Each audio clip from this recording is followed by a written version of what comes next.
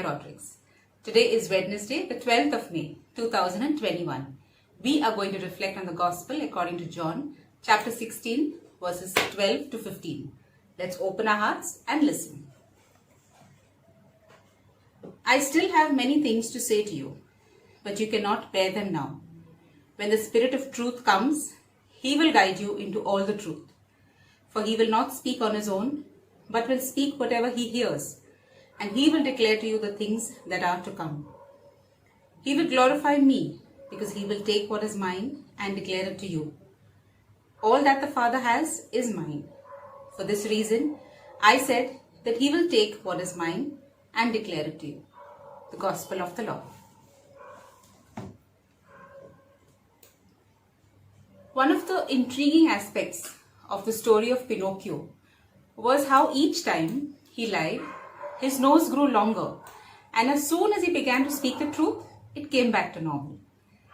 What is truth is a question many of us ask and spend a lifetime searching for the answer.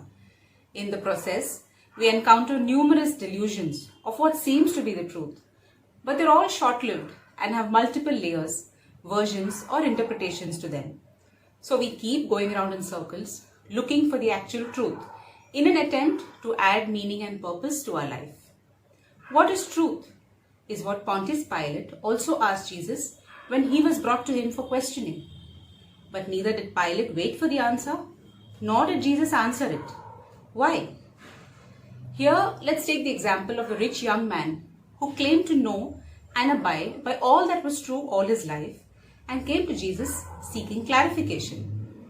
However, when he heard Jesus' response, asking him to sell all that he had and then come and follow him, he simply turned back and went on his way. He could not handle the truth as it did not fit in with his version. And this is also why Jesus kept silent before Pilate, since he knew Pilate would not be able to comprehend the truth that he represented. So then, what is the truth? In the Gospel of John, Jesus reveals, I am the way and the truth and the life. No one comes to the Father except through me. You will know the truth, and the truth will make you free. And then he prays to his Father, sanctify them in the truth.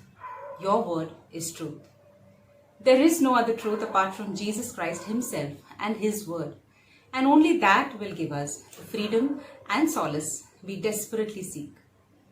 Nonetheless, Jesus, in his divine wisdom, knows that this truth is huge and difficult to accept as it goes against our worldly conditioning. He knows on our own we can do nothing. Hence, in today's Gospel, he doesn't reveal everything to his disciples. He knew it would be too much for them to bear or to comprehend all at once. He reassures them of the gift of the Holy Spirit, the Spirit of truth that he would send after his ascension, who would prove the world wrong. The Holy Spirit would enlighten, empower, and strengthen them, and fill them with the courage and confidence that they would need to stand up and proclaim the truth fearlessly. This transformation is portrayed amazingly in the Acts of the Apostles, where the disciples who were uneducated, fearful, and confused went on to become powerful witnesses of Christ after being anointed by the Holy Spirit. So let's stop going around in circles and recognize the truth that is Jesus himself. Empowered by the Spirit, we too can be his fearless witnesses in a world that is so afraid of the truth. Let us pray. Dear Lord, we are so grateful that our search for the truth begins and ends in you. Empowered and guided by the Holy Spirit, help us to always stand up for the truth, even if it means that at times we have to stand alone.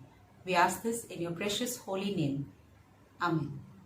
God bless you.